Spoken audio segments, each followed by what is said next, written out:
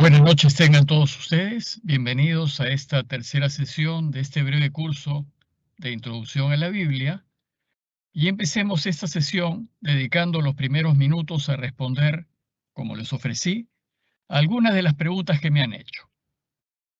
Empecemos. Me preguntaron acerca de la escritura, eh, si, si algunos libros no entraron en la edición de los 70, y efectivamente no entraron porque la iglesia misma no usó esos libros y parece que por influencia de Jerónimo esos libros se descartaron. Me preguntan acerca del orden de los libros. Es cierto que hay un cierto orden, un orden en el, un orden que sigue una lógica histórica, pero no necesariamente los libros se escribieron en ese orden. Eh, Me preguntaron acerca de las de traducciones de otras Biblias, de otros grupos religiosos, y ante esto yo no tengo nada que decir. Lo único que diría es que es mejor asegurarse en la traducción y usar las traducciones más bien eh, católicas. Porque en realidad, por como vamos a ver hoy día, son bastante de fiar por toda la ciencia que hay detrás, ¿no? En cuanto al canon, me preguntaron si era posible modificar el canon y qué pasaba si se descubría algo nuevo. En realidad, el canon, a estas alturas, después de casi 2000 años, dudo que se descubra algo nuevo, porque todo lo que se conoce ahora o lo han citado los padres de la Iglesia o hay alguna referencia en los tantos siglos primeros que se han escrito, y bueno, algo nuevo así que se descubra no creo que sea posible, pero si se descubriese, ciertamente la Iglesia lo añadiría como una información adicional, como fue el caso de la Didache, un documento descubierto a fines del siglo XIX, que remite al primer siglo y que es muy bonito, muy chiquito, breve, lo pueden buscar en Google, creo que lo podrían encontrar, pero ese no ha sido incluido en el canon. Respecto a los idiomas, me preguntan si Jesús hablaba latín. En realidad, lo más probable es que en el diálogo con Pilatos haya usado un traductor para entenderse con Jesús. Algo de griego pudo hablar Jesús porque muy cerca de Nazaret, cuando era joven, se estaba construyendo la gran ciudad de Séforis, que fue capital griega del rey Herodes Antipas.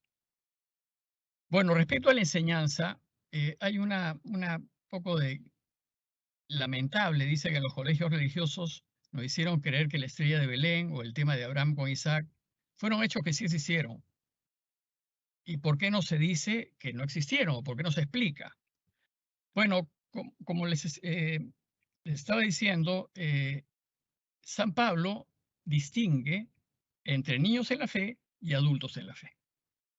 Los niños en la fe no pueden comer alimento sólido porque se atragantan. En cambio, los adultos en la fe sí pueden.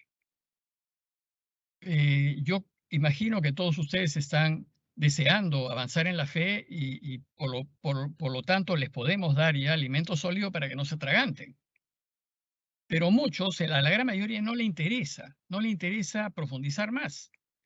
Entonces, están satisfechos con lo que han recibido. Pero en todo caso, yo quisiera usar una semejanza para que vean ustedes, para ayudarlos a entender esto, ¿no? Los papás, por ejemplo, ahora le cuentan a sus hijos cuando son niñitos y los entusiasman con Navidad y con Papá Noel y que le va a traer regalos. Y los niños se entusiasman con Papá Noel y van y lo buscan, etcétera, ¿no?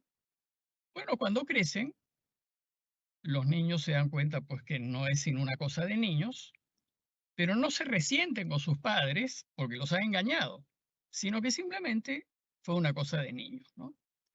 Bueno, más o menos así es en la iglesia, ¿no? Cuando uno se da cuenta que es posible avanzar, bueno, no se hace problemas con estas historias que parecen ingenuas, pero no lo son. Claro, si uno lo toma al pie de la letra, eh, piensa que es así. Pero para eso mismo están los cursos introductorios, los cursos bíblicos, para que ustedes se den cuenta que hay un camino que hay que recorrer y que pueden crecer y profundizar en su fe. De hecho, yo tuve una experiencia cuando estudiaba en Santiago de Chile, en la Católica. Cuando estudiaba, me pidieron que diese una pequeña explicación de Adán y Eva a un grupo muy rural, muy pueblerino. Y entonces yo empecé a explicarles y les hablé pues de la evolución. Bueno, produje un caos entre la gente porque nunca habían escuchado que nosotros podíamos haber evolucionado de los simios. Y claro, eso fue muy duro para ellos. Entonces prefirieron tomar la historia tal cual. Entonces yo ahí me di cuenta que a veces no es ayuda decir las cosas como son, porque los podemos confundir y alterar y ponernos nerviosos. Hay que seguir un proceso de aprendizaje. Y eso es un poco lo que la escritura quiere hacer, ¿no? Un proceso de aprendizaje. En relación a los apócrifos, hay otra pregunta. Los nombres de los padres de la Virgen María, ¿por qué se venera a Santa Ana como Madre de la Virgen si viene de los apócrifos? Incluso hay iglesias con su nombre. Bueno, en realidad, María tuvo que tener padres. Y si no son precisamente los nombres de Joaquín y Ana, bueno, ¿qué importa, pues? O sea, de hecho, bajo el nombre de Joaquín y Ana, estamos nosotros venerando a los abuelos de Jesús. Y yo creo que es una sana devoción, pues ya que nos conocen los nombres, bueno, por lo menos si Joaquín y Ana pueden ayudarnos a agradecerle a Dios por esos abuelos, pues yo creo que se podría hacer. Hay una larga pregunta que me hacen de una Biblia seria, bien traducida, pero la pregunta es, esta Biblia indica que los primeros 5 libros fueron escritos por Moisés. Estoy confundido porque usted ha dicho hoy que Moisés no los escribió. Bueno, en realidad, la Biblia que menciona ciertamente parece seria, pero lo más probable es que esta Biblia esté contando lo que los judíos cuentan y lo que la tradición cuenta. Para la tradición, los 5 primeros libros los escribió Moisés. Ahora, nosotros, cuando estudiamos, bueno, nos damos cuenta que no es tan así. Alguien los tuvo que escribir. Si no fue Moisés, fue otro, o fueron otros, varias manos en realidad, ¿no? De hecho, el nombre de la persona no es relevante. Eso lo vamos a ver dentro de un par de sesiones cuando veamos los nombres de los evangelios. Cuando veamos los evangelios vamos a ver que ni Marcos lo escribió Marcos, ni Mateo lo escribió Mateo, ni Lucas lo escribió Lucas, ni Juan lo escribió Juan. Pero eso es irrelevante, porque algún extraordinario cristiano los debió escribir. Lo que pasa es que en ese tiempo se solía darle autoridad al documento usando el nombre de una persona realmente ejemplar en la comunidad. Y entonces el judaísmo usó a Moisés porque era ejemplar.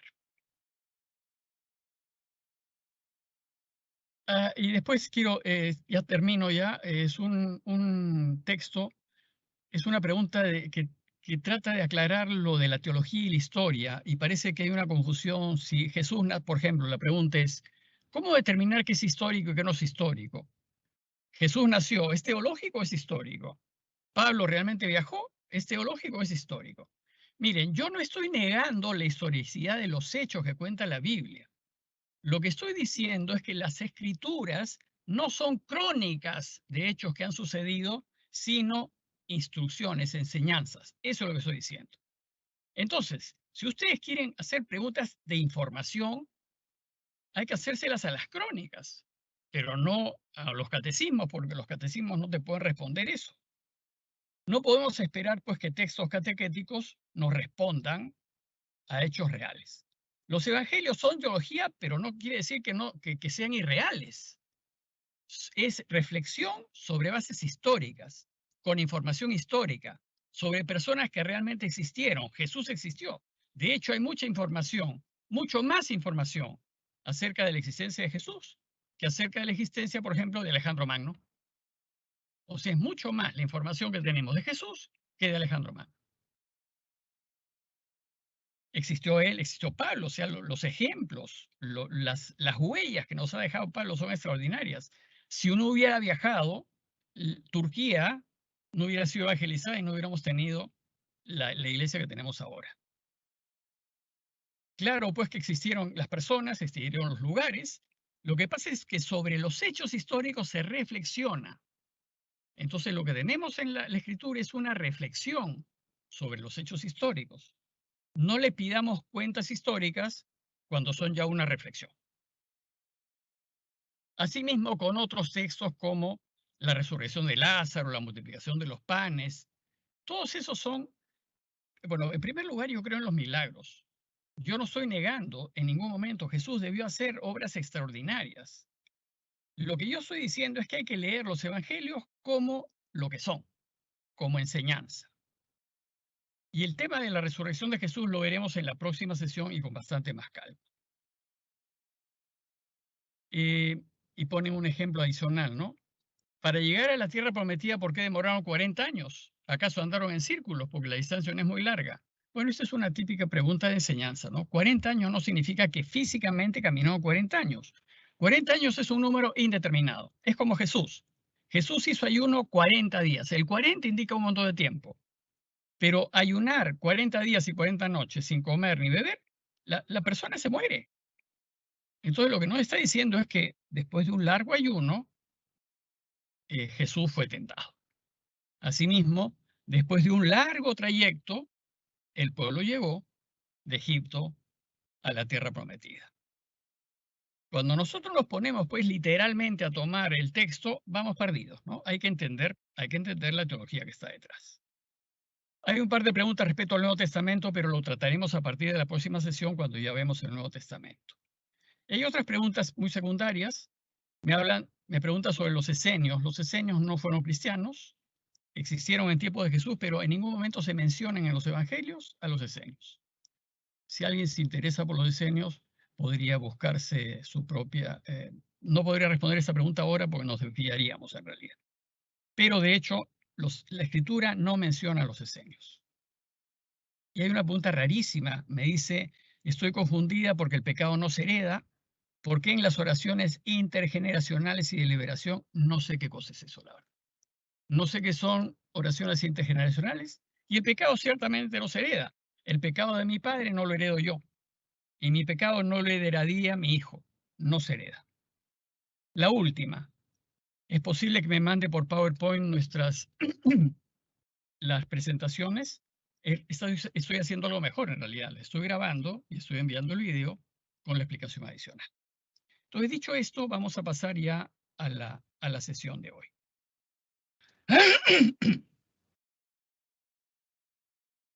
Bien, la Biblia en realidad no es fácil de leer. Por lo general, la gente no sabe hacerlo. Algunos empiezan por el libro que les gusta y van saltando de libro en libro o de parte en parte en función de los gustos y preferencias. Otros abren la Biblia al azar. Esta es una pésima costumbre porque en realidad no se enteran absolutamente de nada. En realidad ninguna colección se lee así. Hay que seguir un cierto orden. Y otros pensando que hacen un gran proyecto, en realidad, se leen la Biblia de corrido, pensando que han hecho una extraordinaria obra y además se ufanan diciendo, yo me he leído la Biblia desde la primera página hasta la última. En realidad no tiene ningún sentido. Y vamos a ver por qué. Al leerlo así, estos lectores consideran que la Biblia es un único libro, con un único autor, una misma temática, un mismo género literario, escrito en la misma época. Y entonces, claro, si fuese así, hay que leerlo de corrido. Pero la cosa no es así. La Biblia está compuesta de una gran diversidad de libros. Y la diversidad es la siguiente. En primer lugar, no todos los libros se escribieron en la misma época. La Biblia reúne libros escritos en momentos diversos de la historia de la humanidad. Y su tiempo de composición va aproximadamente desde el siglo X a.C. hasta el finales del primer siglo, que es cuando se termina Juan, después de Cristo. Son más o menos 1200 años o 1100 años aproximadamente de libros de distintas épocas que están reunidos en una misma colección. En un horizonte tan amplio, y cada tiempo histórico pues tiene sus propios desafíos y dificultades. No es lo mismo un libro escrito cuando los judíos fueron deportados a Babilonia que un libro escrito cuando los romanos invadieron Israel. Las situaciones son completamente distintas, las necesidades, las esperanzas son completamente distintas. Cada libro responde y reacciona a las preocupaciones propias de su tiempo. Unos responden preguntas que se hacía el pueblo, por ejemplo, los primeros capítulos del Génesis. Otros responden a problemas que surgen con el encuentro con pueblos vecinos que traen sus propios dioses. Otros instruyen al pueblo de cómo lidiar con la idolatría. Otros animan al pueblo en medio de las invasiones y deportaciones. En fin, otros hacen referencia al conjunto de normas de Israel. Es decir, la variedad de temas es enorme. Otros nos hablan de Jesús. O sea, la variedad de tiempo y de temas es muy grande. No podemos esperar pues que un solo libro responda a las preocupaciones de otros tiempos, como los nuestros, ni podemos esperar que un determinado libro responda a dificultades que no se han visto todavía o no se han vivido como las nuestras. Lo que sí podemos esperar es que nos den ayudas y herramientas para lidiar con temas actuales gracias a lo aprendido en situaciones pasadas. Entonces nos van a enseñar cómo proceder. Y eso es lo que van a hacer las Escrituras.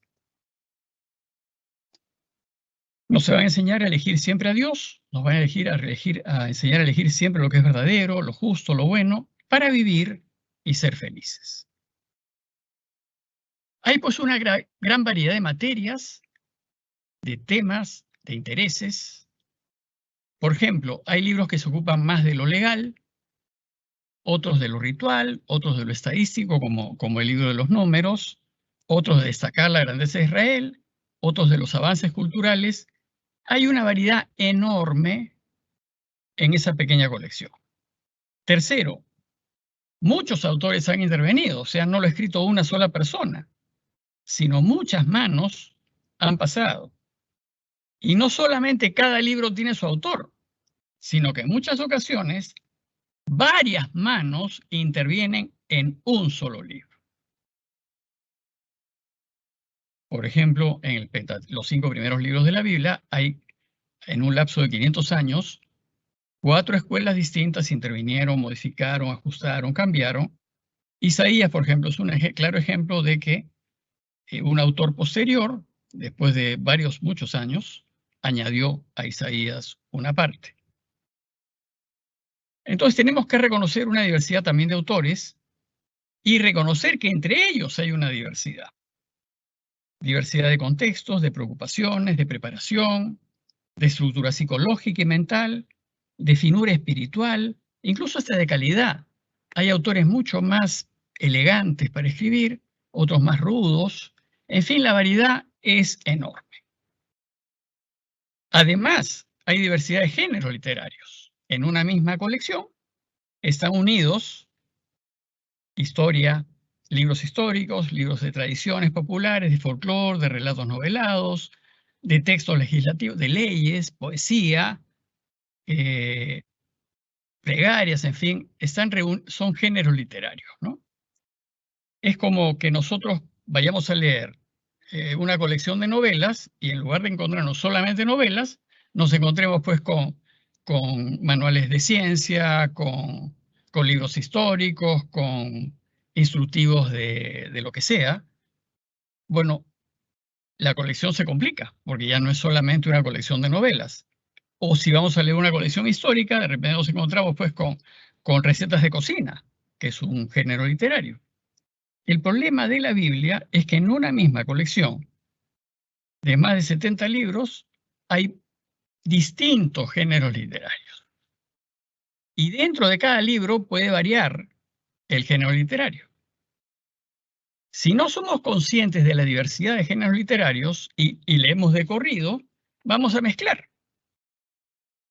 Y por ejemplo, podemos tomar por relato histórico algo que es una enseñanza. ¿Qué es lo que suele pasar? Y además está el problema del idioma que ya lo hemos visto. Está escrito pues en 3 idiomas distintos y deben ser traducidos para que nosotros podamos entender. Entonces, el punto es que la Biblia no es fácil de leer porque es demasiado diversa. Considerando la diversidad de épocas, autores, intereses, temas, géneros literarios e idiomas, pensar leer la Biblia de corrido es como decidir leer, fíjense, como si fuese un único libro. He escogido 3 ejemplos.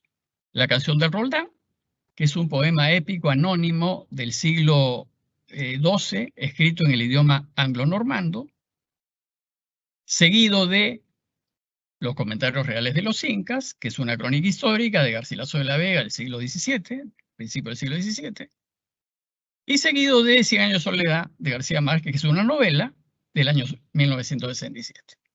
Entonces, leer la Biblia de corrido es como leer estos 3 libros sin solución de continuidad, uno detrás de otro, pensando que forman un mismo paquete. Es imposible leerlo así, uno detrás de otro, como si fueran parte de una única obra. Si se hace así, no hay forma de entender el conjunto, no hay manera. En consecuencia, considerando esta diversidad, ¿cómo hay que leerla? Para poder ayudarlos a leer la Biblia hay que hacer 2 consideraciones.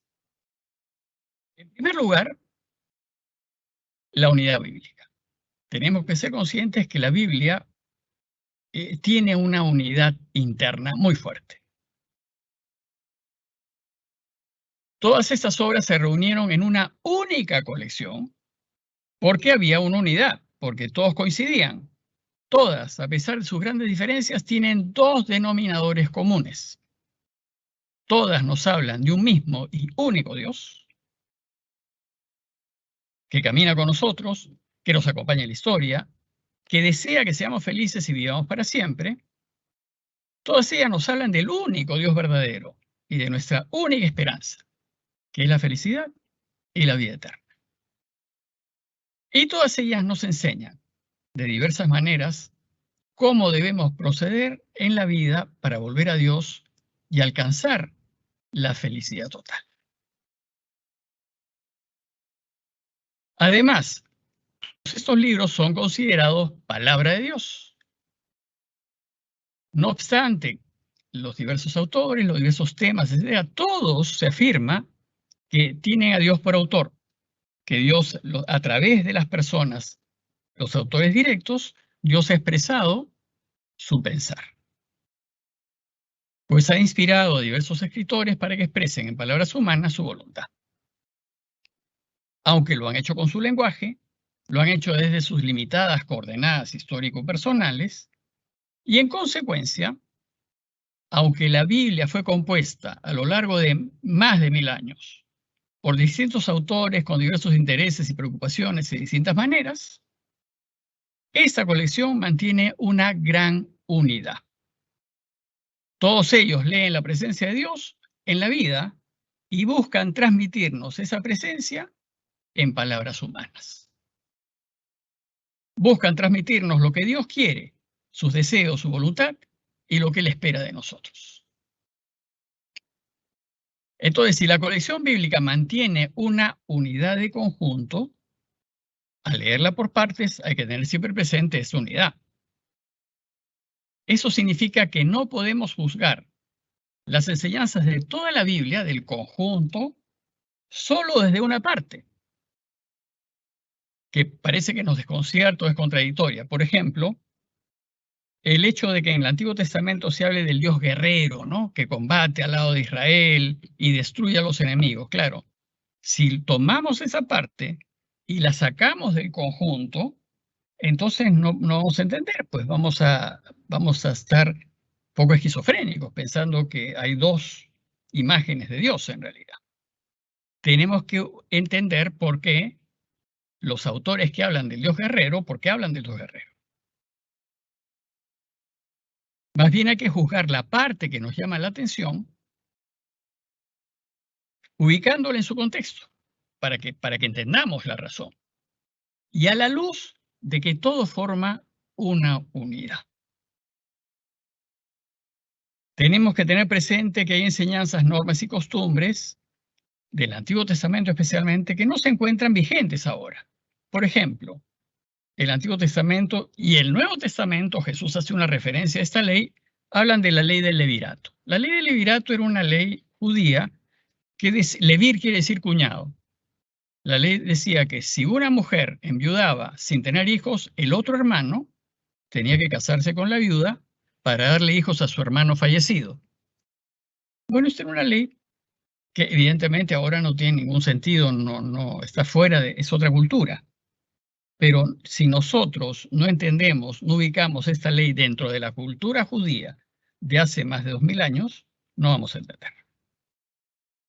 Fueron escritas para otros tiempos, otras culturas y otras sensibilidades. Si bien muchas de las prácticas del Antiguo Testamento han sido superadas por las enseñanzas del Nuevo, ello no nos puede llevar a desconocer el Antiguo Testamento, sino nos invita a ubicarlo, a enterarnos. Por eso el estudio de la historia es sumamente importante. Hay que ubicar todos estos hechos en el armazón histórico para que podamos entender las relaciones que hay, tanto de la historia del Antiguo Testamento como la historia del Nuevo Testamento.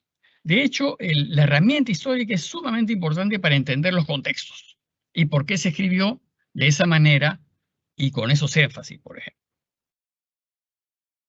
Una lectura correcta exige que relativicemos las prácticas culturales de Israel y evitemos el anacronismo. Un poquito más adelante voy a hablar del anacronismo. Es un problema el anacronismo porque nos evita ver la obra en su conjunto. En conclusión, sí es posible leer la Biblia como una única obra, pero no de corrido. Hay que reconocer que Dios nos hablará de manera distinta a través de los diversos libros y en función de tiempos, lugares y circunstancias. Entonces, ¿cuáles son los errores comunes de lectura? Bueno, el primer error, debemos tomar conciencia que estamos ante una colección en donde cada libro es único y tiene su propia historia detrás.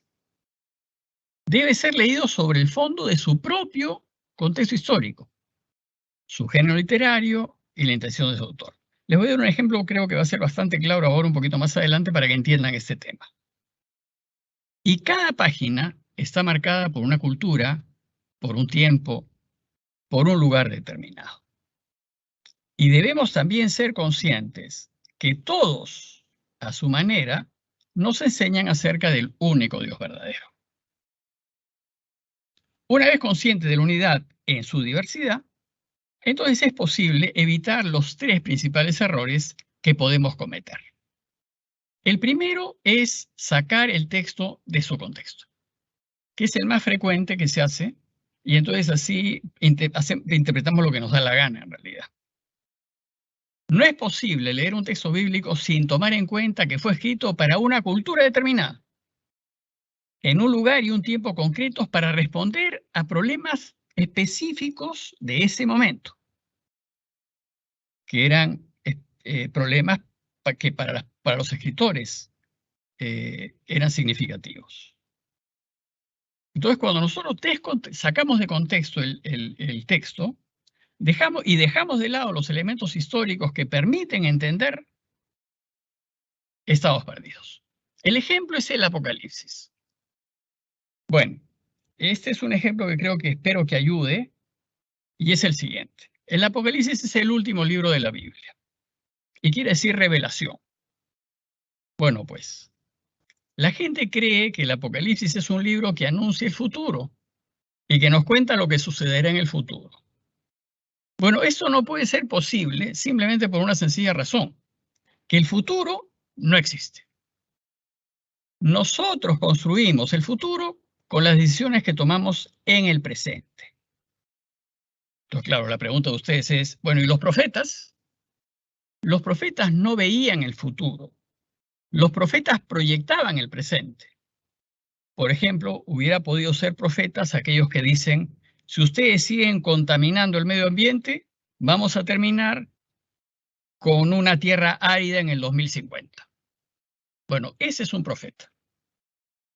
El profeta le dice a los reyes que estaban equivocados, si ustedes siguen actuando de esa manera, van a terminar mal. Les anuncio que van a terminar mal. O sea, los profetas no es que leen el futuro, porque el futuro aún no existe. Yo puedo cambiar mi futuro con mi conversión. Si yo me convierto, entonces cambio completamente mi futuro, porque el futuro depende de mis decisiones y de las decisiones de todos nosotros. Entonces, el Apocalipsis no lee ningún futuro, porque el futuro no puede existir. Va contra la libertad del hombre, en realidad. Porque si existiese, yo ya no tengo libertad. Yo debo dejar que la historia se desarrolle como está escrita. Y si está escrito que yo sea papa, seré papa, pues aunque no me mueva un dedo, que como ustedes comprenderán es imposible. Lo que sucede es que el Apocalipsis fue escrito en un género literario llamado apocalíptico. Este género literario es un género figurativo que surge en tiempos de crisis y que se expresa en imágenes, símbolos, trompetas, sellos, lo que ustedes encontrarán en el Apocalipsis, ¿no? Complejas metáforas, imágenes, seres, etc. Ese es el estilo. Es como, qué sé yo, un libro de ciencia ficción o de extraterrestre, pues, ¿no? Entonces te describen seres, imágenes, naves, etcétera, pero es el estilo es ciencia ficción. Bueno, este estilo es apocalíptico. Este género apareció entre los siglos II antes de Cristo y los siglos II después de Cristo. O sea, fueron 400 años en donde este estilo era la moda, como la moda fue en el siglo XV, por ejemplo, las novelas de caballería eran la moda. Bueno, en estos siglos la moda era los escritos en género apocalíptico. El objetivo de este género es llevar esperanza ante difíciles situaciones por las que atraviesa el pueblo. No nos está anunciando lo que vendrá. Veamos el contexto histórico para que ustedes vean a qué me refiero. A fines del primer siglo, la Iglesia fue víctima de cruentas persecuciones desatadas por el imperio. Domiciano, de hecho, persiguió a la Iglesia a fines del primer siglo y unas décadas antes la persiguió Nerón. Entonces, como el Apocalipsis se escribe para hacer frente a estas persecuciones de estos emperadores, la mayoría dice que se trató de las persecuciones de Domiciano, pero algunos dicen que fueron las persecuciones de Nerón. ¿Qué cosa hizo el autor del Apocalipsis? Utilizar el género literario apocalíptico para animar a la iglesia que estaba siendo diezmada en ese momento por las persecuciones romanas. Animar a los cristianos que sigan adelante, que se mantengan firmes en medio de esas calamidades. El problema surge cuando nosotros, al leer el Apocalipsis, no tomamos en cuenta que este ha sido escrito primero en este género apocalíptico y además para una situación de hace 2000 años, que no es nuestra situación.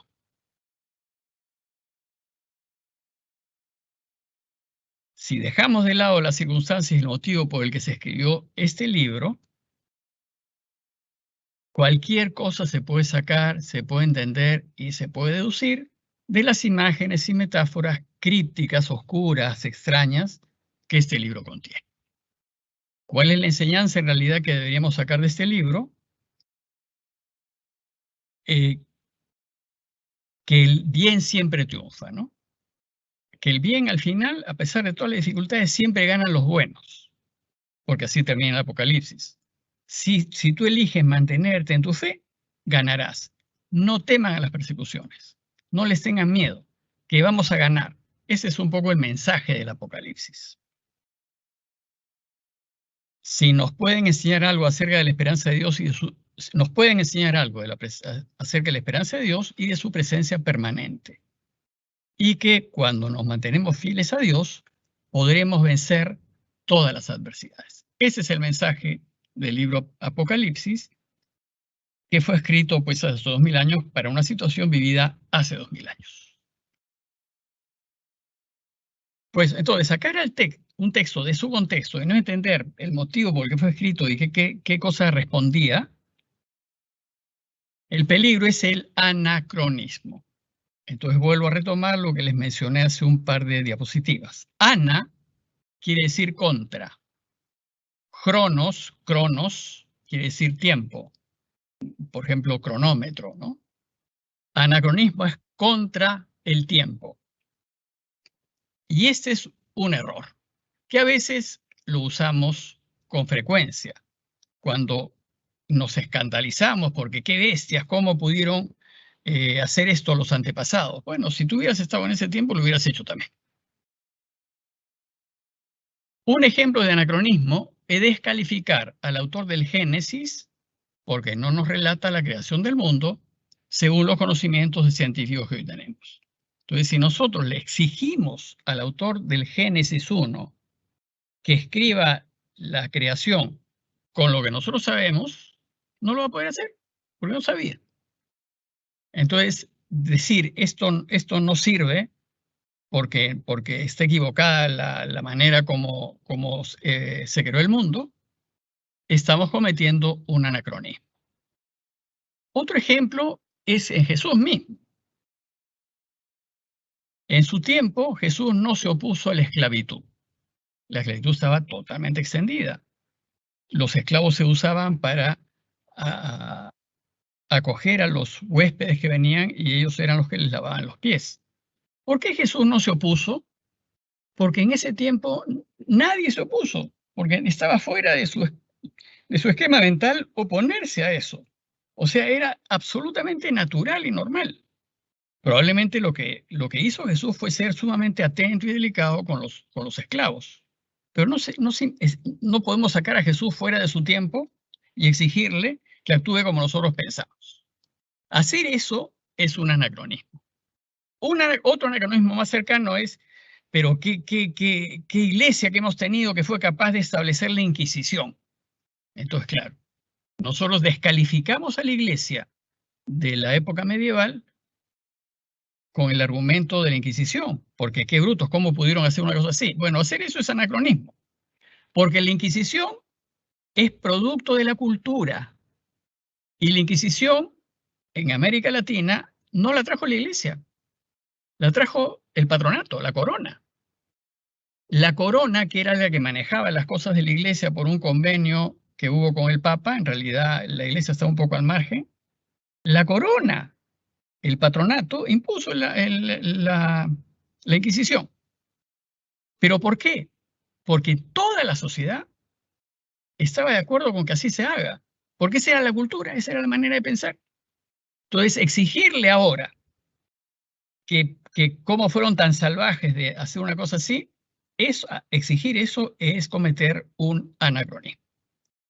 Entonces, a menudo caemos en la Biblia con ese tipo de errores, ¿no? Bueno, una nota breve: las sectas y movimientos fundamentalistas, al leer la Biblia, suelen sacar los textos de su contexto. Entonces, cuando hacen eso, pueden interpretar como les dé la gana. Y les permite sustentar cualquier idea o postura, por más extraña y sin sentido que pueda ser. Por ejemplo, el Arca de Noé. Alguna vez vi en National Geographic o History Channel la demostración de un fulano que había descubierto el Arca de Noé en la altura de no sé qué montaña. Bueno, pensar así realmente es no haber entendido absolutamente nada de la Biblia. Pero bueno, hay gente que realmente está dispuesta a invertir en ese tipo de experiencias que finalmente suelen ser un engaño, ¿no? Como les dije la vez pasada, es imposible que en una barca que hizo un hombre, porque un hombre la hizo, haya podido entrar todas las parejas de los animales que había. Es imposible. Pero bueno, hay gente que la busca, ¿no? El segundo error, la lectura literal del texto. Este es un error también muy frecuente. Hacer una lectura literal significa tomar el texto al pie de la letra. Pero es que aquí dice, ese es el argumento, ¿no? Pero si aquí dice, aquí dice. Bueno, pero hay que entender ese aquí dice dentro del contexto, en realidad, porque si no vamos perdidos. Por ejemplo, Jesús dice, tienes que cortarte un brazo y tienes que sacarte un ojo. Bueno, pero realmente dice que te tienes que cortar un brazo, sacarte un ojo. Pero es que si ahí dice. Bueno, cuando ahí dice, hay que interpretar el ahí dice, ¿no? No puede ser así literal. Sin considerar su género literario, ni las metáforas, ni figuras, ni dichos, ni giros idiomáticos, ni modismos. Por ejemplo, las personas que leen literalmente la Biblia, para ellas las serpientes en alguna época hablaron, porque en la Biblia la serpiente habla, en el capítulo 3. Entonces, si tomas literalmente, quiere decir que en alguna época hablaron. Bueno, pues una lectura literal es peligrosa, pues puede llevar al lector a tomar una metáfora o realidad. Y abre las puertas a que se pueda entender cualquier cosa. Como resultado, se hacen juicios erróneos y distorsionan el mensaje. Un error frecuente de literalidad es tomar un relato teológico como si fuese histórico. Este es el ejemplo clarísimo del sacrificio de Isaac en el Génesis. O sea, no es histórico que Abraham haya tomado a su hijo y lo haya llevado al cerro de Moria para clavarle un puñal y matarlo para ofrecérselo a Dios, porque Dios no le pediría jamás a un padre que mate a su hijo. Lo que nos quiere enseñar ese relato es que tenemos que estar dispuestos por hacer lo correcto, por hacer lo justo, por hacer lo verdadero, a perder. Incluso a perder lo que más queremos. Esa es la enseñanza que está detrás. Pero claro, en su época se describe esa enseñanza dramáticamente, como en este caso del pedido que le hace Dios a Abraham. El objetivo de este relato teológico es enseñarnos que Dios lo creó todo y que todo lo creó bien. No pretende enseñarnos cómo lo creó. Por ejemplo, el Génesis 1 se creó en 7 días y la gente cree que como lo creó en 7 días, a partir de ese momento los judíos tienen una semana de 7 días y el sábado descansan. En realidad fue exactamente al revés. La semana de 7 días existía muchísimo antes del primer capítulo de Génesis, que como vimos, se escribió tardíamente, en el año 450 aproximadamente, que fue la última mano que intervino en la redacción de los primeros libros. Cuando se escribió el Génesis 1, que dice que la creación fue creada en 7 días y el sábado descansó, hacía mucho tiempo que el pueblo judío observaba el sábado. Entonces, ¿para qué se pone así? Para subrayar la importancia del descanso sabático. Entonces, los responsables podrían decir, el sábado se guarda porque Dios también lo guarda. Es como en la antigüedad se usaba la escritura para enseñar, ¿no? Por ejemplo, ¿por qué los judíos no comen chancho? Bueno, porque en realidad esa es una interpretación que se hace porque por salud, para que no te contagies la triquina, creo que se llama la enfermedad esta que transmiten los chanchos, entonces mejor no los comes. Entonces así te evitas. Entonces, por salud se prohibían ciertos alimentos. Lo mismo que, ¿por qué los judíos insisten en el lavado de los platos? Por salud, por temas de higiene. Porque se sabía que la transmisión, la poca higiene producía enfermedades. Entonces, para formalizar eso, para que el pueblo lo internalice, para que lo haga, lo ponen como una norma de la ley. Entonces la gente respeta eso porque, claro, es voluntad de Dios que no nos enfermemos.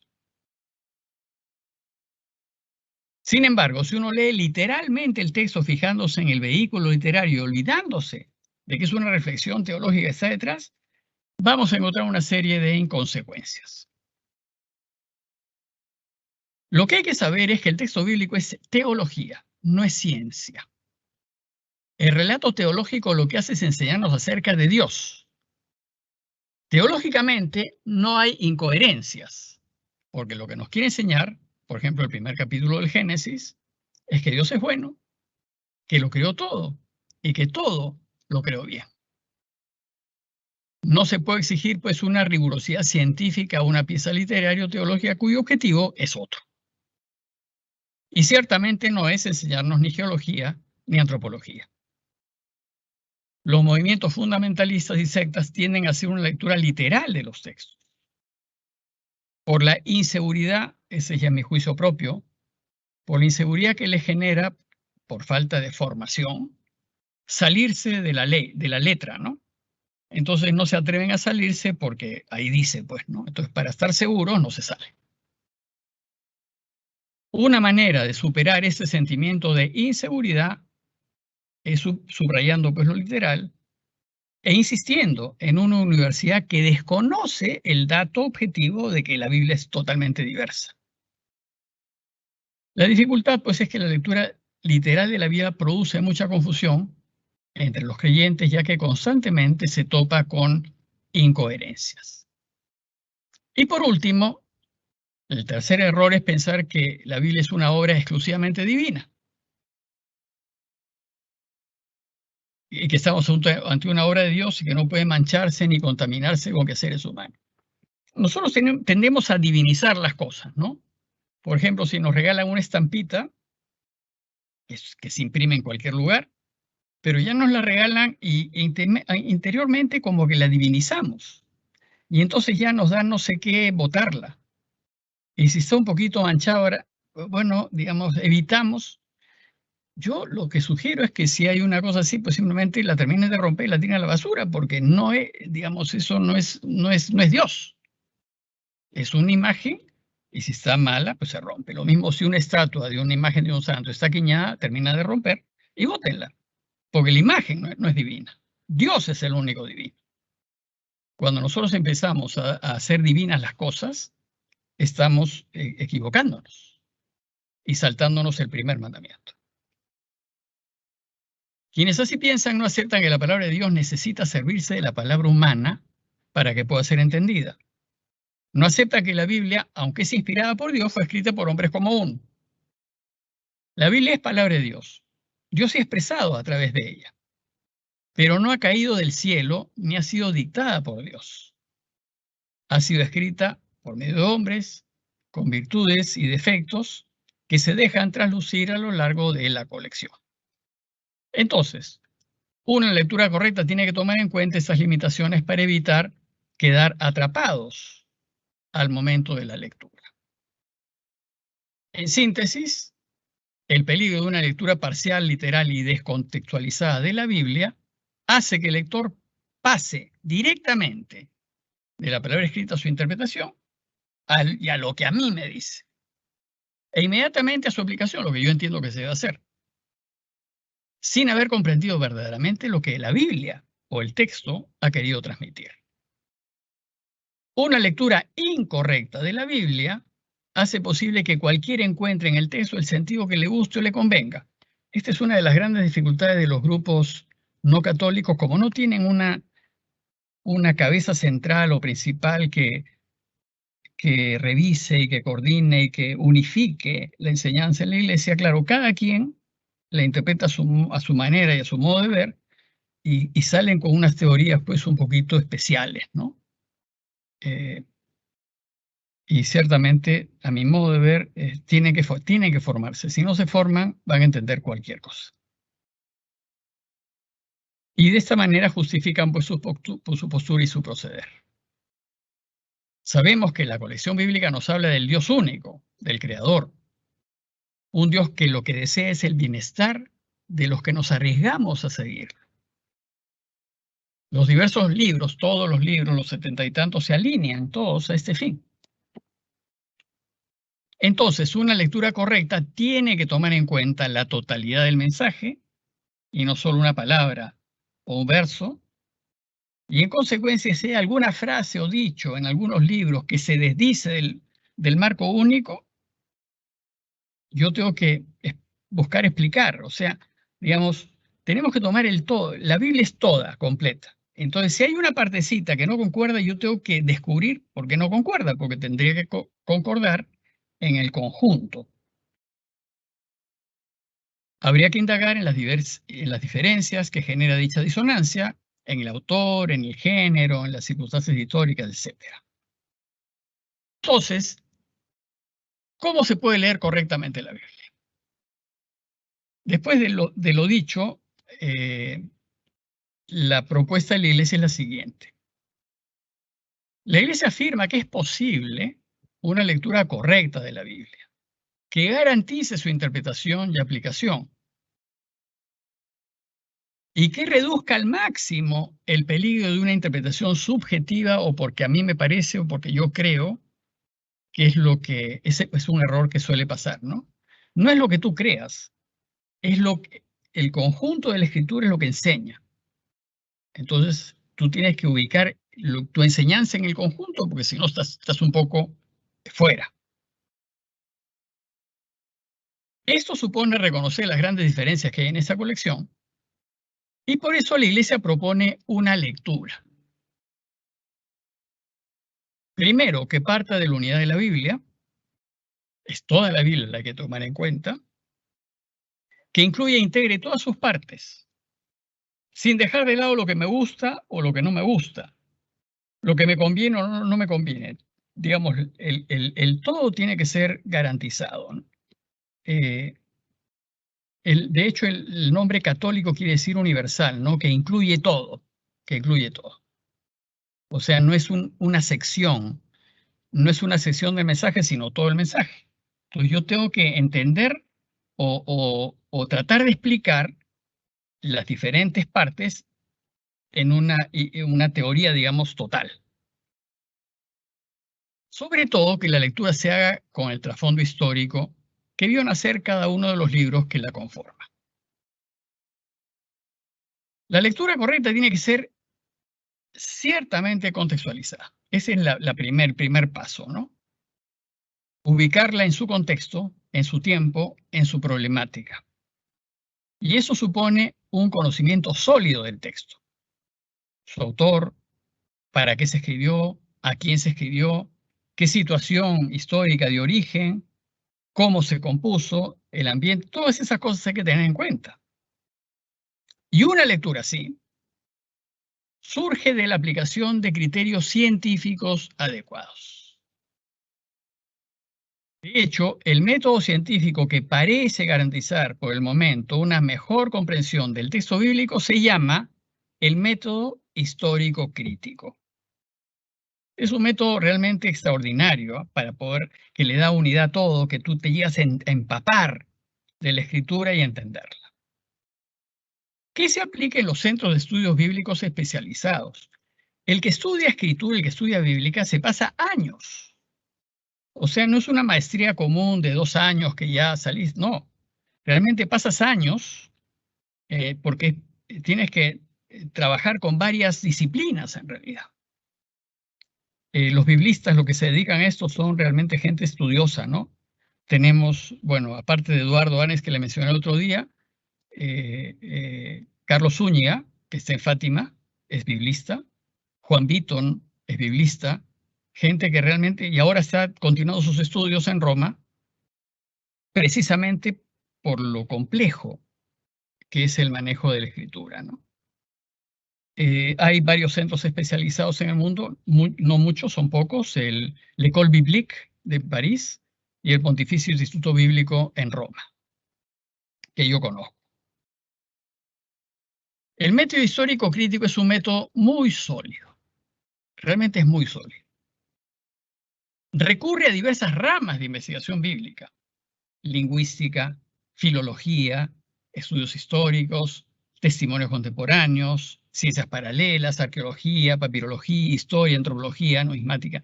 Es decir, une una serie de otras disciplinas que las trata de unir para explicar la situación de un texto en concreto. Y toda otra información posible que permita precisar el autor, su auditorio, etc. Las áreas que, eso voy a ser brevísimo, en eso solamente les menciono las áreas que componen este método para que ustedes se den cuenta de lo especializado que es esto. Fíjense, hay 6 áreas que componen este método. Crítica textual. ¿Qué hace la crítica textual? Compara las copias que hay y llega, como ya les dije, después de comparar, llega a un texto base de consenso sobre el cual se trabaja. La filología. La filología estudia la estructura, el sentido de las palabras, las frases y giros idiomáticos, ¿no? Que hace entender el texto, como por ejemplo, les dije el ejemplo de el ojo malo y el ojo bueno, ¿no? Entonces la filología te permite entender que la expresión ojo malo en arameo era tacaño, avaro, amarrete. Y ojo bueno expresa pues generosidad, solidaridad, etc. La crítica literaria estudia la estructura del texto y cómo así llegó este texto a nacer, de dónde. El estudio de las formas retrocede digamos, la escritura está compuesta, como vamos a ver en el Nuevo Testamento, por pequeñas unidades como Lego, como un Lego, que se van uniendo, y entonces trata de separar esas unidades y de ir al momento de su composición. La crítica de la redacción determina el aporte del autor. Y la crítica histórica, el momento histórico en el que se escribió. Bueno, todas estas áreas componen el método histórico crítico. Entonces, como ustedes podrán imaginar, esto no lo podemos hacer. Nosotros somos personas pues normales que no vamos a estar metiéndonos para estudiar un texto en todas estas disciplinas. Se trata de un método complejo que, aunque como todo método tiene sus límites, es ahora el mejor que tenemos a la mano. De repente en el futuro se añadirán algunos más, se mejorará la calidad, etc. Pero ¿cómo hacemos nosotros? Las personas normales que no tenemos tiempo, que no tenemos estudios, ¿cómo vamos a aplicar este método? O sea, está fuera de toda proporción. La iglesia entonces es la que hace este trabajo, ¿no?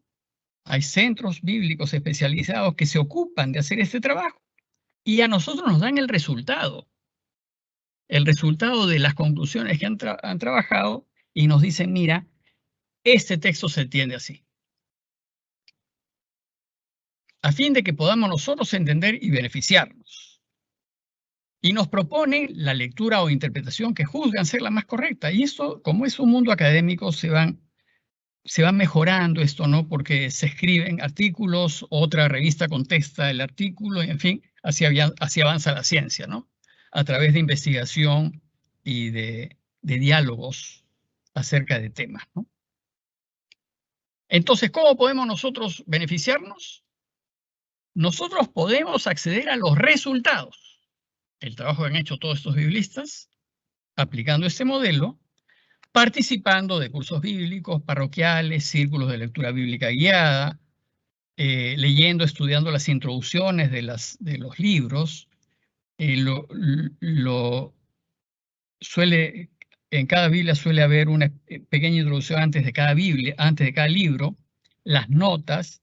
De hecho, lo que yo les estoy compartiendo en estas sesiones es resultados de la aplicación del método histórico crítico, que ha ido pues desgloseando sus partes y diciendo, mira, esto no lo puede hacer la persona común y corriente, porque no se va a dedicar a hacer esto, pero estos son los resultados.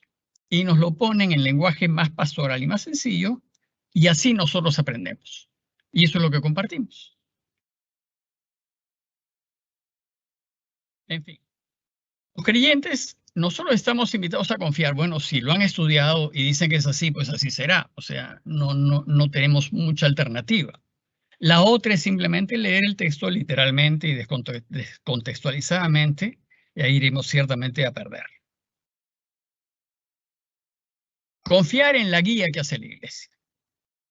En que esa interpretación no se basa en subjetividad, ni que a mí me parece, ni lo que me gusta. Es realmente un método científico. la tradición es muy sólida. 20 siglos de trabajo en realidad, porque los exégetas, los que trabajan la Biblia, San Jerónimo en el siglo IV era un exégeta, ¿no? Estudiaba la Biblia. Y así los mentes brillantes que ha tenido la Iglesia han ido estudiando la Biblia. En modernos estudios profundos y serios que buscan ayudar al creyente a descubrir a Dios, a vivir la vida con pleno sentido y volver a Él. En conclusión, ante la complejidad de la Biblia, es imposible ofrecer una hoja de ruta que diga por dónde empezar a leer y cómo continuar. Es imposible. Pero si me urgen a responder, diría que después de leer alguna sencilla introducción bíblica, comiencen conociendo la historia, ¿no? La historia es fundamental. Conociendo la historia del pueblo de Israel, la historia de los tiempos de Jesús y la historia de la primitiva comunidad. Yo tengo algo de esto escrito en Amazon, me pueden encontrar y ahí pueden ubicar esto, ¿no? De hecho, está por salir entre unos pocos días el último volumen de la serie de Iniciación Cristiana en la que me metí a escribir, y el gran grueso de ese volumen es la historia de la Iglesia, precisamente para darle a los creyentes estructura histórica de la cual para que puedan entender la evolución de la Iglesia en esos 2000 años. Entonces, una gran parte, si no es más de la mitad, de repente del texto, es la historia de la Iglesia.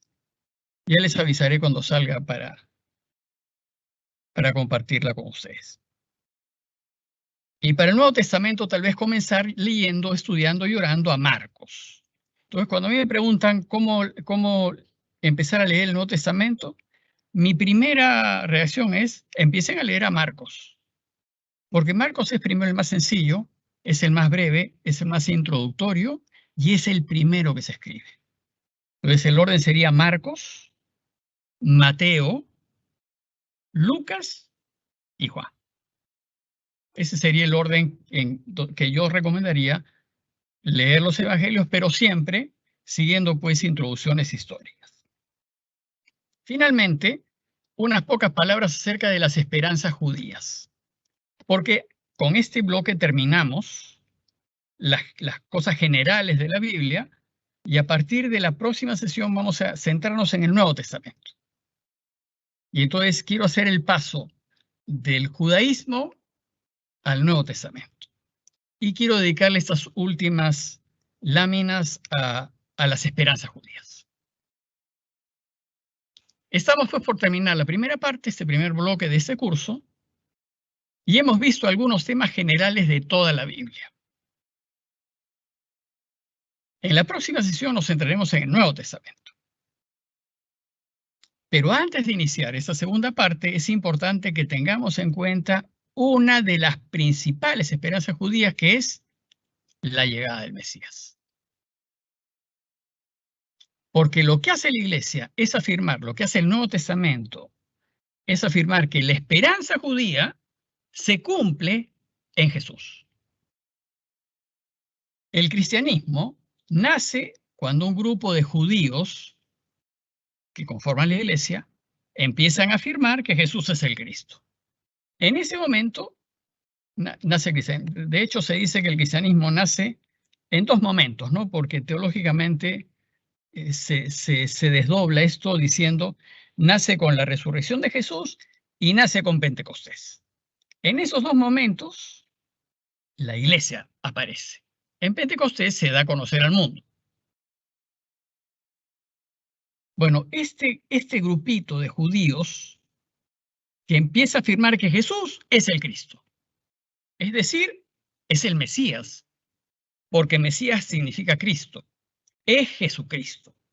Por eso nosotros hablamos de Jesucristo, Jesús el Cristo. Y los evangelios se van a escribir para demostrarnos que Jesús es el Cristo. O sea, van a querer responder a las esperanzas judías. Lo dice Juan, al final de su evangelio dice, Jesús realizó en presencia de los discípulos otras muchas señales que no están escritas en este libro. estas, las que él ha escrito, han sido escritas para que crean que Jesús es el Cristo, el Hijo de Dios, y para que creyendo tengan vida en su nombre. O sea, lo que él ha escrito, todo su evangelio, es para que creamos. Ese es el objetivo. Se escriben los evangelios para convencernos que todo lo que esperaba el judaísmo tiene su realización en Jesús. ¿Y qué es lo que esperaba? Bueno, la creencia en el Mesías es muy antigua en el judaísmo. De hecho, aparece en el Génesis.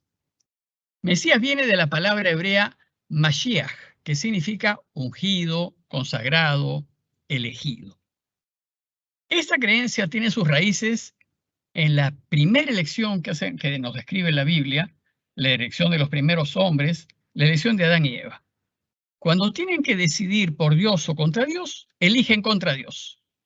Y esta elección equivocada produce una catástrofe tan seria que, digamos, la Iglesia dice que esta decisión pasó a marcarnos a nosotros, de manera que todos nacemos con esa marca.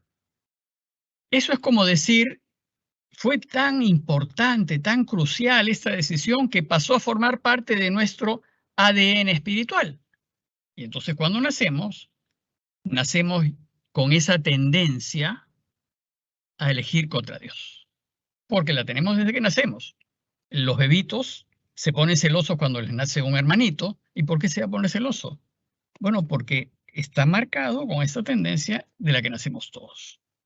¿Y por qué la tenemos? Porque la heredamos como los pájaros heredan la forma de hacer un nido. Nadie les enseña, pero está en su ADN, en su genética, el hacerlo. Bueno, de la misma manera nos pasó a nosotros. Esa elección fue tan crucial que pasó a nuestro ADN espiritual.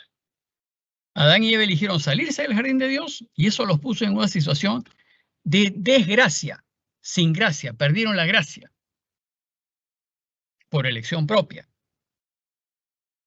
Y en un mundo marcado por el mal, un mundo de dolores, de sufrimientos, de tristezas, de sinsentidos. El destino del hombre después de su muerte, entonces, ¿qué pasaba? En el momento en que los primeros hombres pierden la posibilidad del paraíso por elección propia, entonces, ¿qué pasaba cuando morían? Cuando morían, eso decían los judíos, ¿no? Ya no podían volver a Dios porque los cielos se habían cerrado. ¿A dónde iban los muertos? Al lugar de los muertos, al Sheol, debajo de la tierra, en los infiernos, en las regiones inferiores, de ahí viene la palabra infierno, ¿no? Que está debajo. Al Hades. ¿Por qué iban al Hades? Porque los cielos se habían cerrado, porque el hombre había decidido salirse y cerrar. Ya no era posible, pues, volver a Dios. Entonces el pueblo, cuando se da cuenta de la situación del sinsentido en el que vivían, le pide a Dios, por favor, hable de nuevo las puertas de los cielos para poder vivir felices y para siempre. Y poder gozar de la felicidad eterna. Entonces, durante la historia, el pueblo le pide a Dios que abra los cielos. Y Dios le dice que los abrirá. Les promete que lo hará enviando a su Mesías. O sea, el Mesías era el que iba a abrir las puertas de los cielos, el que iba a ofrecer la salvación, el que iba a ofrecer la posibilidad de vivir para siempre, el que iba a liberar a los hombres de la muerte, el que los iba a liberar de la esclavitud. Estas promesas de Dios se van a concretar cuando envíe el Mesías. Entonces el pueblo empieza a esperar que Dios mande al Mesías. Y su anuncio aparece ya en las primeras páginas del Génesis, ¿no? Cuando dice el capítulo 3, enemistad pondré entre ti y la mujer, y entre tu linaje y su linaje. Él te pisará la cabeza, mientras tú acechas su talón. O sea, en el Génesis 3:15, ya Dios anuncia lejanamente que en el futuro Él va a enviar para arreglar este desorden que ha creado el hombre, a alguien que nacerá de esta mujer, del linaje de la mujer, ¿no? La Iglesia ha visto acá el anuncio del nacimiento de Jesús de María. la ha leído, la ha interpretado así. Y entonces desde los inicios el pueblo de Israel esperó al Mesías, al ungido de Dios. Ojalá que venga para que nos saque este problema. Ese será capaz de abrir de nuevo las puertas de los cielos, cerrar el Hades ya no existe, por eso nosotros ya no creemos en el Hades. Para nosotros el Hades, el Sheol ya no existe.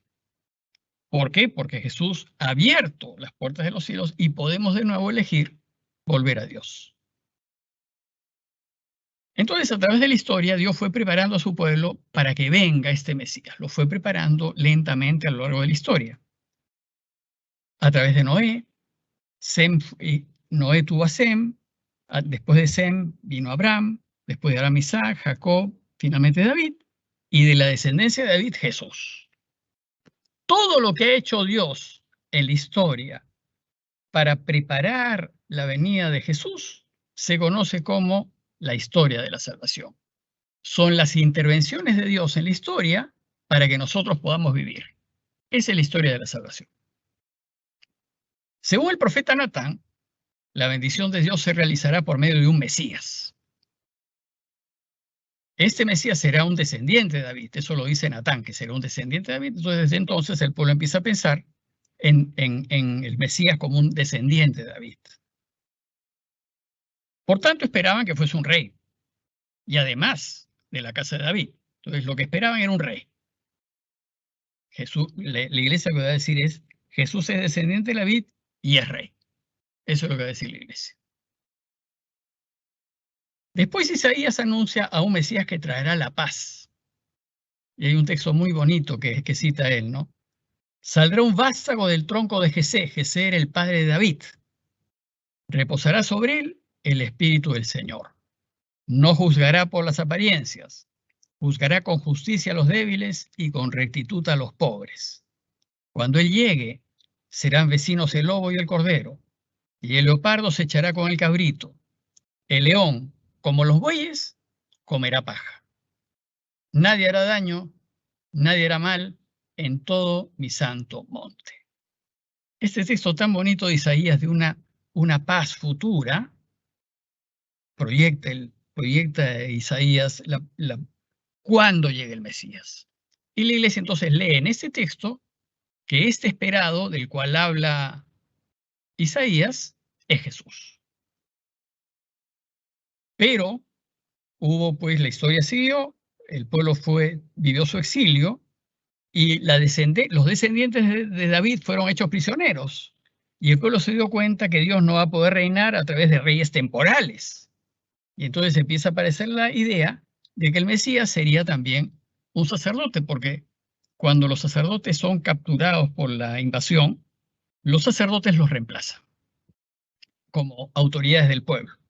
Por eso el sumo sacerdote tenía un enorme poder en el pueblo. Después del exilio apareció la idea de un Mesías siervo, una cosa extraña, porque en realidad el Mesías tenía que ser rey. Pero como venían del exilio, venían humillados, venían habiendo pasado pues la dureza del destierro, entonces empieza a aparecer la idea de un Mesías siervo.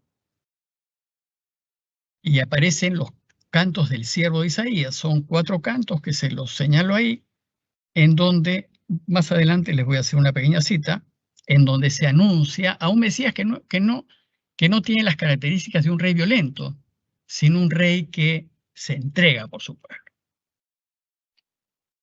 Zacarías subraya su humildad. Exulta sin freno, hija de Sión, grita de alegría, hija de Jerusalén, he aquí que viene a ti tu rey, justo él y victorioso, humilde y montado en un asno, en un pollino, cría de aspa. Bueno, pues los evangelios van a describir la entrada de Jesús a Jerusalén en un pollino, un burrito joven, ¿no? Y Jesús va a entrar a Jerusalén, su rey victorioso, entra. Entonces aquí está hablando del Mesías siervo. Pero parece que la imagen del Mesías siervo no tuvo mucho arraigo, porque claro, el Mesías siervo no nos va a salvar de las crisis. Primó la imagen del Mesías rey. Entonces Miqueas anuncia que el Mesías saldrá de Belén, de la ciudad de David, Pero el cristianismo rescatará la imagen del Mesías siervo y se la va a aplicar a Jesús. Y aquí les cito un texto de del cuarto canto del siervo que identifica a Jesús, ¿no? Fue oprimido y él se humilló y no abrió la boca. Como un cordero al degüello era llevado, y como oveja que ante los que la trasquilan se queda muda, tampoco él abrió la boca. Tras arresto y juicio fue arrebatado, y de sus contemporáneos fue arrancado de la tierra de los vivos por las rebeldías de su pueblo, y por la rebeldía de su pueblo ha sido herido. Por la fatiga de su alma verá la luz, se saciará. Por su conocimiento justificará mi siervo a muchos, y las culpas de ellos él soportará. Entonces aquí está toda la idea cristiana ya de que Jesús muere por nuestras culpas, por nuestros pecados, pero en este texto antiquísimo de Isaías, del cuarto canto del siervo, se habla de un Mesías que es capaz de salvar entregándose. El pueblo entonces empezó a esperar a este rey. Y cuando habían grandes dificultades, grandes problemas serios, pedía con más insistencia a Dios, manda al Mesías de una vez. En tiempos de Jesús, la principal dificultad fue la invasión romana. Estuvieron desde el año 63 antes de Cristo, ya estaban invadidos por los romanos. Jesús vivió siempre bajo el dominio romano y el pueblo no los quería. La gente esperaba con ansias la llegada del Mesías, veía Mesías por todos lados, porque ya si la situación era tan desesperante que le van a preguntar al bautista, ¿no serás tú el Mesías? El bautista dirá, no, yo no soy. Detrás mío viene el que es. Y entonces van a empezar a buscar Mesías, y Juan mismo va a preguntarle a Jesús, oye, ¿y tú eres el Mesías? Bueno, díganle a Juan lo que ven y oyen, que los cojos ven, que los cojos caminan, los ciegos ven, los sordos oyen. O sea, yo estoy haciendo los signos que se esperaban del Mesías. Entonces, eso era suficiente para Juan. Jesús tenía que demostrar, y los evangelios se van a preocupar de demostrar que Jesús llena los requisitos para ser el Mesías. Y creía que cuando venga el Mesías no se volverá al estado del paraíso. Habrá paz y felicidad en medio del pueblo, nos liberará de las enfermedades y hasta de la muerte. ¿Eres tú el que ha de venir?, le van a preguntar a Jesús, ¿o debemos esperar a otro? Él les respondió, vayan y cuéntenle a Juan lo que oyen y ven. Los ciegos ven, los cojos andan, los leprosos quedan limpios, los sordos oyen, los muertos resucitan y se anuncia a los pobres la buena noticia, y dichoso aquel que no encuentra escándalo en mí. Es decir, todos los evangelios nos van a llenar de información para convencernos que en Jesús se realizan todas las esperanzas de Israel.